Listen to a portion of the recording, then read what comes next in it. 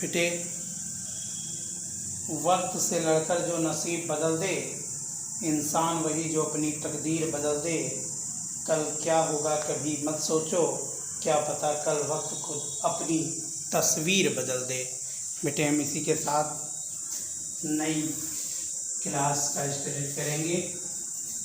हम जान रहे हैं कि आप लोग स्वस्थ होंगे, अच्छे होंगे, पढ़ाई कर रहे होंगे।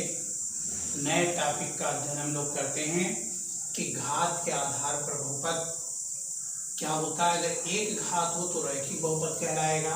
इसका व्यापक व्यंजक क्या होता है, ax + b is not equal to 0। abc belong क्या हो, ab बिलोंग क्या होगा, r के, अर्थात 3x + 2 या x + 1 या y + 1 ऐसे हम कह सकते हैं। फिर दूसरा टाइप होता है द्विघात, अर्थात जिसमें चरराशि की घात कितनी हो, 2 हो अधिकतम, वो द्विघात बहुपद कहलाएगा। इसका व्यापक व्यंजक x² + bh + c। abc belong करेगा रियल नंबर से, a नॉट इक्वल टू 0। ये क्या होगा, जैसे x², अगर हम एग्जाम्पल की बात करें तो x² + 2x + 1 और 2y² + 3y - 2। क्लियर। इसी प्रकार से अगर हम बात करते हैं तो हम कहते हैं कि बेटा त्रिघात, अगर घात कितनी है चरराशि के 3 हो तो उसे हम कहते हैं क्या, तृतीय घात बहुपद। क्या कहते हैं, तृतीय घात बहुपद या त्रिघात बहुपद भी इसको कहते हैं। क्या कहते हैं, त्रिघात बहुपद भी कहते हैं इसको हम, त्रिघात बहुपद। यानी अगर इसके व्यापक व्यंजक की बात करें तो क्या होगा, ax³ + bx² + cx, क्यों, और प्लस क्या होगा d। यहाँ भी क्या होगा, a b c और d बिलोंग करेगा किससे, रियल नंबर से, a is not equal to 0 होगा। अगर हम यहाँ से बात करते हैं तो हम कह सकते हैं जैसे 3 क्या होगा, x³ + 2x² प्लस क्या हुआ 2x - 3। ठीक है। इसी प्रकार से अगर हम नेक्स्ट बात करें और कह दें क्या, चतुर्थ घात, कितनी घात, चतुर्थ घात। चतुर्थ घात का मतलब हुआ जिसमें चरराशि की अधिकतम घात कितनी हो, 4 हो, तो क्या कहलाएगा, चतुर्थ घात होगा। क्या होगा, चतुर्थ घात बहुपद। चतुर्थ घात बहुपद क्या बन जाएगा, व्यापक व्यंजक ax⁴ + bx³ + cx² + dx और प्लस क्या होगा, e के होगा। अगर यहाँ हम बात करें तो क्या कहेंगे, a b c d और e ये बिलोंग करेगा किससे, रियल नंबर से। ठीक है। और a is not equal to क्या हो जाएगा, 0। जैसे अगर हम यहाँ पर बात कर रहे हैं तो हम कह सकते हैं 5x⁴ + 3x² प्लस क्या हो जाएगा 8। दूसरी बात क्या कह सकते हैं, हम ये भी कह सकते हैं जैसे क्या 5x⁴ प्लस क्या 3x³ + 3x² प्लस क्या कह सकते हैं 2x माइनस कह सकते हैं 1। क्यों, ये क्या हो जाएगा, चतुर्थ घात बहुपद हो जाएगा। क्लियर। तो इस तरीके से हम बहुपद के प्रकार की बात करते हैं। ओके। अगर हम इसी में ये भी जानें कि इसमें अगर हम संबंध की बात करें, जैसे हमको विशेष तौर पर यहाँ पढ़ना है क्या, रैखिक बहुपद और द्विघात बहुपद की अगर हम बात करें तो हमने आपको रैखिक बहुपद पहले पढ़ाया था। आज हम द्विघात के विषय में अध्ययन करेंगे और इसमें कुछ सारसंख्याओं के विषय में भी जानकारी प्राप्त की जाएगी। Clear.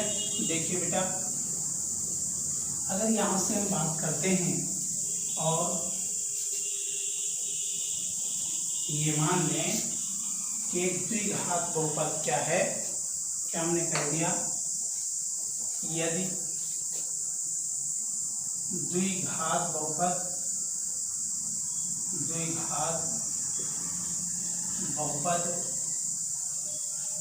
ax² + bx + c a is not equal to 0 और abc बिलोंग टू क्या, रियल नंबर। अगर ये हमने कह दिया, हमने ये भी कहा कि के शून्यक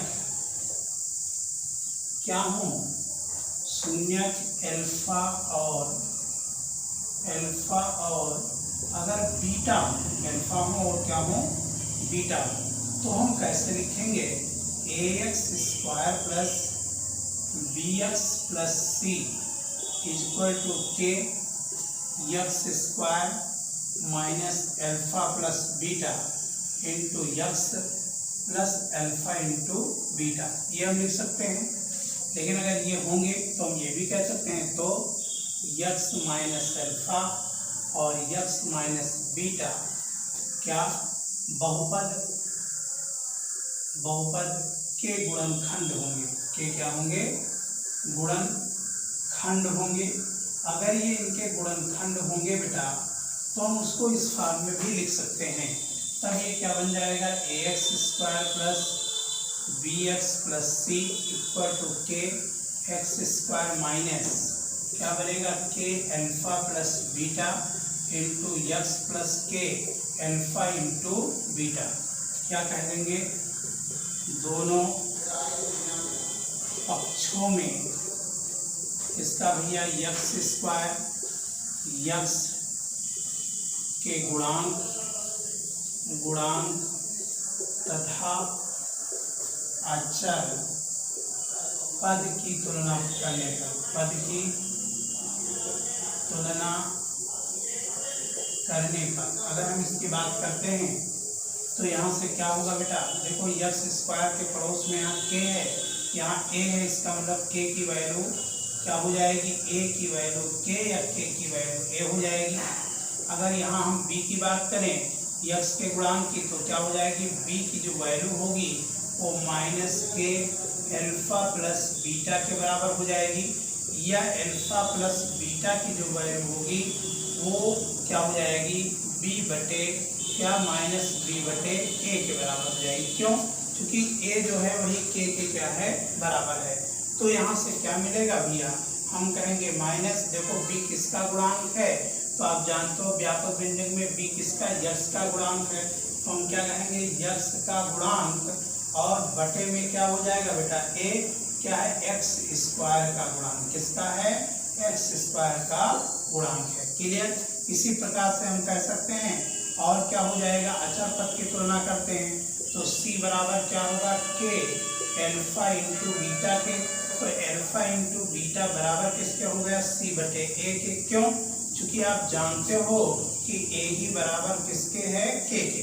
तो यहाँ क्या हो जाएगा, अचर पद आएगा और बटे में किसके आ जाएगा, तो आप कर दोगे x² का गुणांक, x² का गुणांक। क्लियर।